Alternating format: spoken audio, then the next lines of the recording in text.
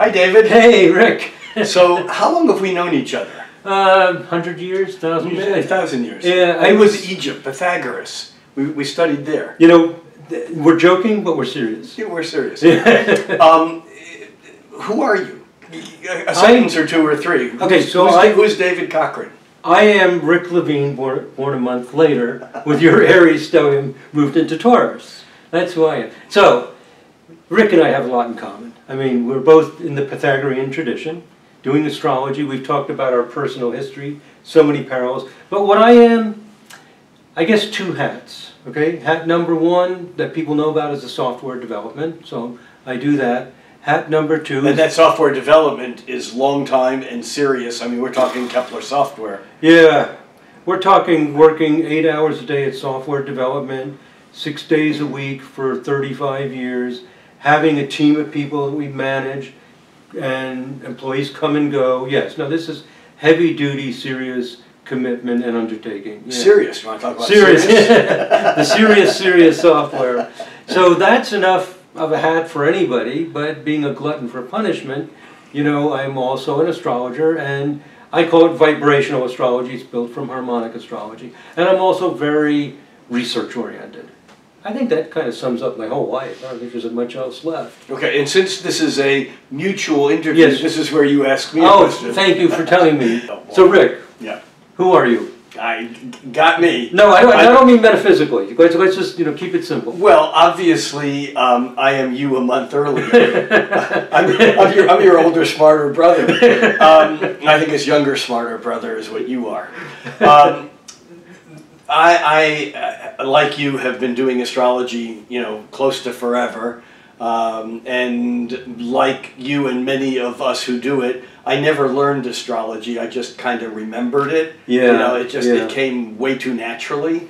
And interestingly enough, although we use different languaging, you and I actually are cut from the same astrological mold, in as much as we are both less interested. I mean, I love the ancient material, but I'm a modernist. Yes. And I love the tools that we have to give us the ability to mathematically manipulate the data extra-zodiacally, beyond the zodiac. The zodiac is cool, right, but it's a limitation when right, people look at astrology as being zodiac-based. And so I think we both come from the modern mold of John Addy and harmonics. Absolutely. And from that range we do work. Now, unlike you, although I've been involved in software, for much of my adult life in software manufacturing and distribution and retailing, I'm a quasi-programmer. I'm not a real programmer, but I'm a bit of an application jock. Right. And so from that standpoint, my goal in astrology has always been, how do I get the most out of computers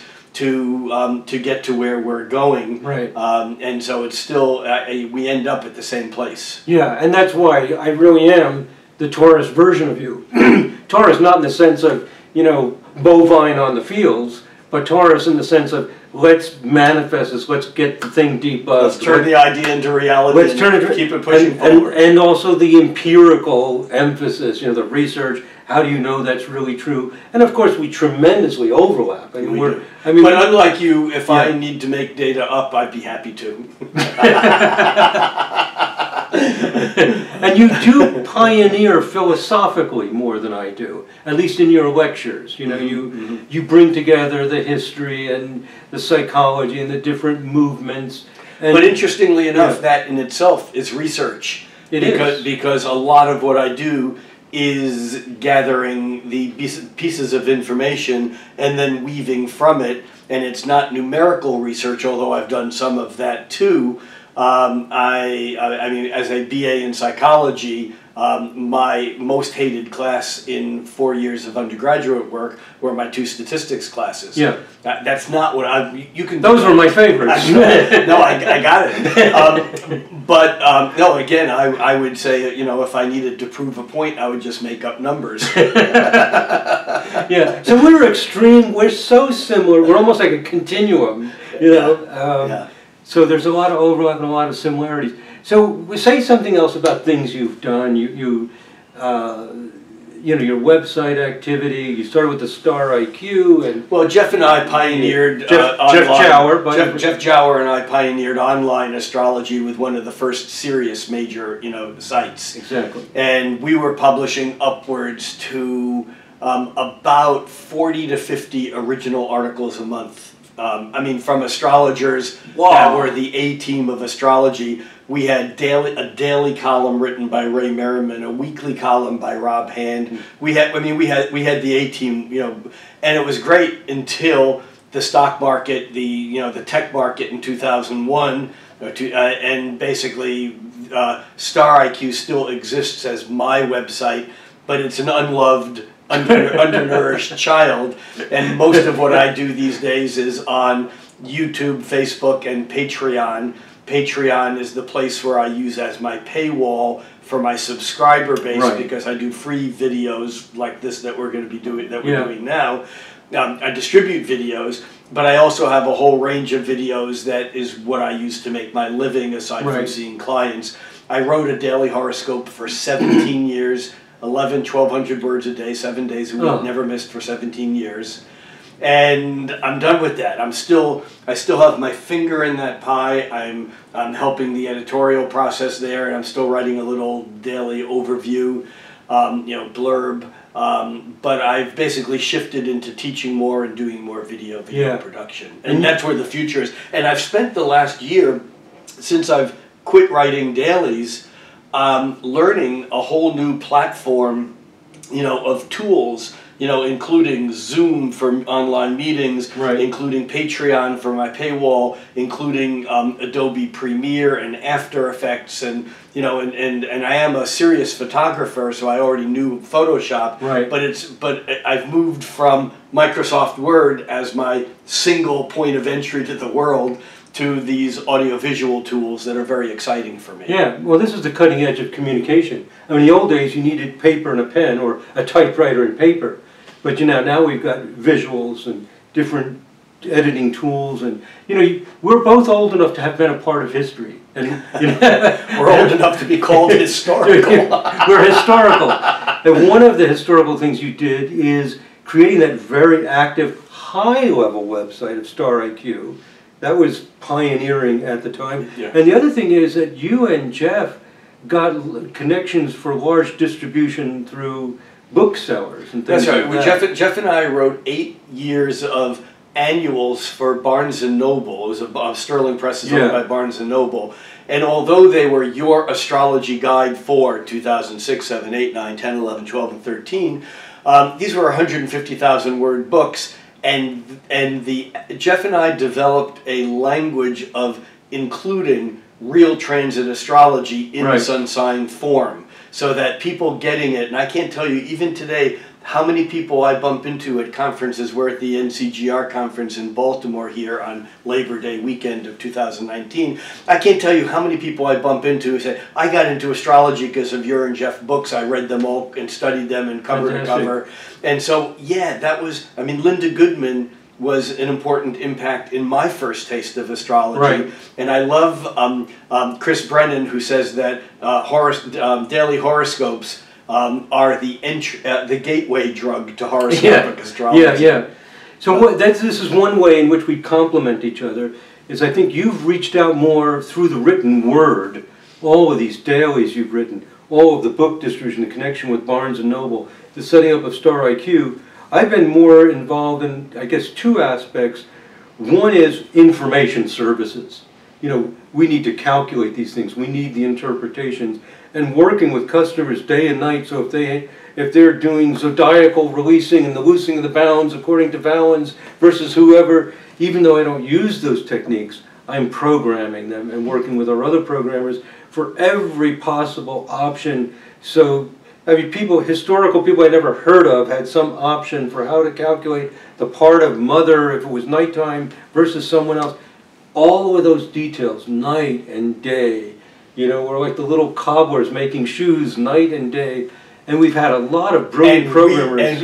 We in the rest of the world thank you for that, because without what you do, we would not be able to apply the magic at the interface level of consumer and of client. Well, thank you, because that's the joy of it, yeah. is to create that tool and watch people use it and apply it and live So it. we have something else in common. All right. And that is Kepler. That's, yes. And we talked I about get emotional. You said the word, and I get emotional. Right? Well, I mean, I'm starting to feel chills from head to toe. And again, we may have slightly different nuances of where we've gone with this. Yeah. But there is not a book in English print, either by or about or fictional about Kepler, that I haven't read. Yeah. And at the very first meeting, some 25 years ago. 1994, 95, is that really 25 years ago? A meeting held in Seattle about whether or not an astrology university or college could be created. And it was a kind of a room of a dozen semi-who's who's of astrology, at least in the Northwest. And at that meeting I said, I don't know whether this will ever be a possibility or not. But if it becomes a possibility, our name is going to be really important.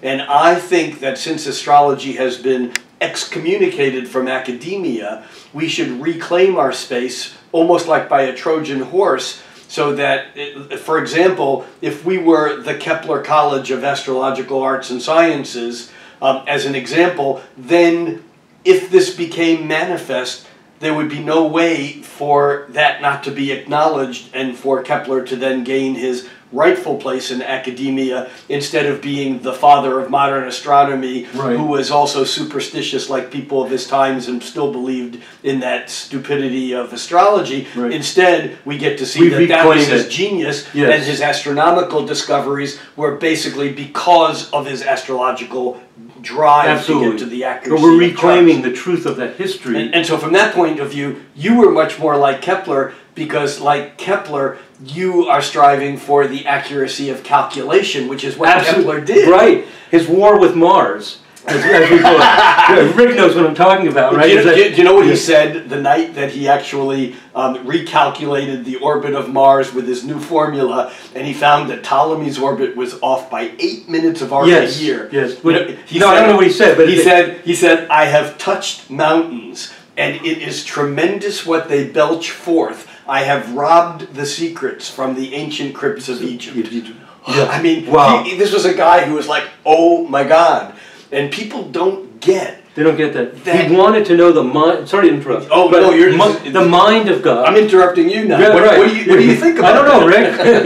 My other Rick side is the search for the mind of God. Yeah. You know, and why did things move this way? And the discovery of that ancient wisdom in those formulas. Yeah. You know, is what he was all about. And to make it clear to everybody, in case they didn't get some of the innuendos, Kepler was not an astronomer stuck with a little superstitious belief in astrology. Absolutely, it was the other way around. It was the heart and soul of what he did. Yeah, he was the mathematicus for the Holy Roman Empire. That was his day job, which means that his job for Emperor Rudolph, was to calculate the time. In other words, the calendars, the seasons, the new moons and full moons. That was his day job of calculating and doing horoscopes for the emperor as to when to go to war, and and of course Kepler hated that part of astrology. When he wrote against astrology, that you see pull quotes that justify Kepler really didn't believe in astrology. No, he didn't believe in using astrology to go to war or get laid. He wrote like that. He said this is. He goes, and it was his words that gave us the phrase, don't throw the baby out with the bathwater. That's right. That's a Keplerism who's cautioning modern science, and this is, of course, in the 1600s, modern then science, in their haste for discovery, when looking at the ancient, when looking at the blasphemies contained in the ancient knowledge of astrology, not to let the baby out with the bathwater. And we're still there. Nothing's changed, right? Something's changed. We have computers. We have computers. So you were instrumental in giving the name Kepler to the Kepler College. That was one of my weird little things. And so I created software, and I was trying to give it a name. And the name of your... Oh, go ahead. Yeah. So it was about 1981, and I was writing the software. I'd done some software for other companies, and I was going to come out with my own, and a friend was at my house, and I said, I'm trying to think of the name for my software I'm writing. She looks at me and she goes, duh, and I said, duh, what? She says, duh, Kepler. And I went, duh, Kepler. Well, when I suggested that for the name of the college, which incidentally is still in existence, but it became something very different than I imagined it to be. Right. Which is not something that we need to talk about now. But when I threw out that idea of Kepler, 11 people in the room went, duh, yeah, Kepler. And that was it. I mean, it was like instantaneous. We have these synchronicities in our lives. So let me tell you a little Kepler story. So you've read almost everything Kepler's ever written, which I haven't. But when I went to Germany, I had some friends there, first time I went, and they said, we have a big surprise for you when you come. Because they know I don't like to travel a lot because I'm a workaholic, and they said, well, you've got to come, we have a big, big surprise for you. Well, a big surprise for most people might be, who knows what, something material, whatever. They took me over, and they didn't tell me until I got there, to Kepler's birth house. Ah. They knew that of anything, the biggest present we could ever give David would be a little bit of Kepler. And I went in there, and it was one of those, oh my God, experiences, because there was nothing dramatic about the place, although it all looked very eerily familiar. I went in there, and at the end of the hall was a computer. And he had worked with, I can't remember the guy's name, somebody will Google and come up with it, some guy to compute the planetary positions. And I didn't know this part of Kepler's life, that he was working with some guy to make a machine to calculate the planetary positions. And I think I died, went to heaven, and came back all in 5 seconds, because that's my life. Yeah. And he's the man. Right. And to find out that he was trying to compute, and that I'm trying to compute, I don't know, something about that resonance just was one of the most shocking, important moments of my life, just to see that. Anyway, and to be where he lived and where he grew up. And then we went to where he went to elementary school, was the next place we visited. And that was just to follow where he walked. So this is something, not only are we both in the Pythagorean, and I would say postmodern astrology might be a good term for it, you know? Yeah. Like it's beyond just the psychological archetypes, like digging to this level. No, it's true, and it's not like I exclude anything from the past. It's just, I'm the one that, when I hear about traditional techniques, I like to try them, I've used them, but there are more techniques than a counseling astrologer can use for an hour session with a client. And for me, you know, the basic calculations, some what I would call light harmonic analysis, and transits and progressions, that's all I can handle in an hour. Right. I mean, I could spend lots more time digging in, but I have more information based upon that that's useful to a client. Right. And so that's what I do when I'm doing, I'm a very different person when I'm doing my client interactions. I'm interested in getting to the juice of what's going on now with the least use of tools that I can. Yeah. You know, astrology is so vast. To me, it's a little bit like music. Like some people are going to go American folk music or Bach or Beethoven or Rolling Stones or whatever, and you gravitate to the style that appeals to you. We're both cut in that same mold for that same taste, for that same lineage. But I would say it's not like music. I would say it is music. Absolutely. Because again, and I've said this in many a talk, that when Kepler and Pythagoras talked about the music of the spheres, it was not, nor is it now, a metaphor. A metaphor is this is like that. Absolutely. The music of the sphere, music is harmonic resonance that happens within a certain range of frequency vibrations. So that the concert A is 440 cycles in a second.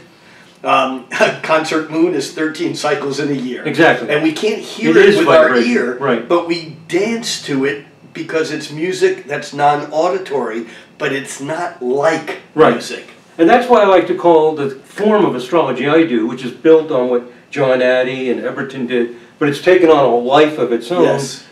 We came up with this term vibrational astrology. Which I think is a brilliant term, and it's actually very similar to what I've called unknowing that you have created a similar but different school, of thought that is. But about, and this again, going back to about 92, 90, no, it was about 89, 90, 91, I created this idea of what I call quantum astrology. Yes. But it's still basically material things are not material, they're vibratory. Right. Also. Right. And so it's, in a way, the two ways of looking at things are, again, just slightly different languaging about the same observations. Yeah, we've been on this parallel path all the way through. And so my current obsession, other than... Yeah, what's your current obsession? Two of them, always the software to do everything anybody wants, but is in the specific formula.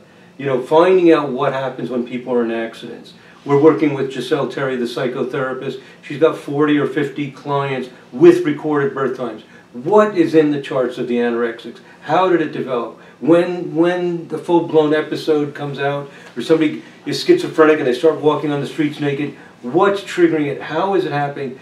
And the formulas are so intricately, amazingly beautiful. Much more beyond, you know, years ago, here's an example. Years ago when I was doing the 11th and 13th harmonic, I thought I was way out in the ethers. Like, oh my God, it's not based on 12. Now we're up into the 400s. You know, we're incorporating these frequencies that are so intricate and beautiful, and we figured out how to use them. Because obviously the problem is information overload. People go, well, how do you do that? Well, we figured it out. And that involves the software development to pull out these patterns. We've analyzed the greatest athletes, the greatest rock and roll musicians, the people with the most 7th harmonic things going on. Anyway, this working out the details, and let me put in one plug for the VA conference, the Vibrational Astrology Conference. We had the first one last year. Next one is in March 2020. And so we now have a group of people of expertise. I'm no longer just the leader of the pack teaching. They're teaching me as well. And this is fantastic. And so we have a community, and I'll be sitting in the audience just like everybody else taking notes. So we have a group of people making discoveries, connecting, sharing, and I really feel this is the best time to be alive ever, because we're opening that door to find out that this stuff actually works. So here's something you probably don't know about me. All right. And that is my dad was a radio engineer and was one of the original teams for the development of what became commercial FM radio. Oh my God! And most of what he did through the middle part of his life is he specialized in antennas and power supplies, and at any given time he had a collection of probably 4,000 to 10,000 vacuum tubes in our house. Oh. And we would wander around cleaning up the basement, and we'd come across a vacuum tube that was like this big. He goes, go put that up on my desk. And it would sit on his desk for a few weeks, and then he would start soldering, and it would become the main tube driving a 75-meter single sideband transceiver. Oh my God. And so, and in his office, he had, coil winding machines, and so I grew up around this concept of of energy electrical transformation, and radios, Tesla, Marconi. Oh my God. I mean, this was my dad's. You had one great childhood, my friend. but in effect, that's what ruined me forever from looking at planets as billiard balls. Yeah. Because I look at everything as radio frequency, harmonics, resonance, not only in the lineage of Pythagoras and Kepler, but Pythagoras and Kepler and Edison, well, not even Edison, to Tesla, and up to modern times because of the way that radio frequencies work. And one of the things that has always intrigued me, and I'm not mathematically enabled here, but there always to me seemed like there would be at some point in time someone who would develop a system that would be analogous to Fourier analysis, which is a way, as you probably know, of doing complex wave analysis on high frequency interference patterns. And in some ways, it moves it into an abstract realm because it's a purely mathematical realm. But it seems like the complexity of the rhythms and movements and spins and moons and so on, that this is where we're going, although we can't yet quite put it together. This is what we're doing. This is exactly what we're doing, vibrational astrology. It's not exactly Fourier analysis. So, I don't know that it could exist, but there's an analog. And it's an analog, and the reason it's not exactly Fourier analysis is because each node that holds down the wave function is a planet. Each planet has a different quality. That's exactly. Yeah. No, I understand that. Yeah. So the idea of waves, all waves are equal. But here you've got Mercury is going to do something different, and with Venus. So basically, the harmonic chart, as simple as it is, a lot of brilliant things are incredibly simple, and this thing called the harmonic chart, which is very, very simple, has ended up being the key. Oh yeah. To unraveling all this magic. And as I did a lecture today on subtiles, and at the opening, I basically, said, or made the point that to me, I'm really a numerologist. Because, as Pythagoras said, all is number, and all numbers arise in sympathetic resonance. And I still have this image of being a kid and standing in my dad's Radio Shack workroom, whatever. He was a ham radio operator, of course, and he'd have. This was pre-digital, but he'd have these huge oscilloscopes, and he would do.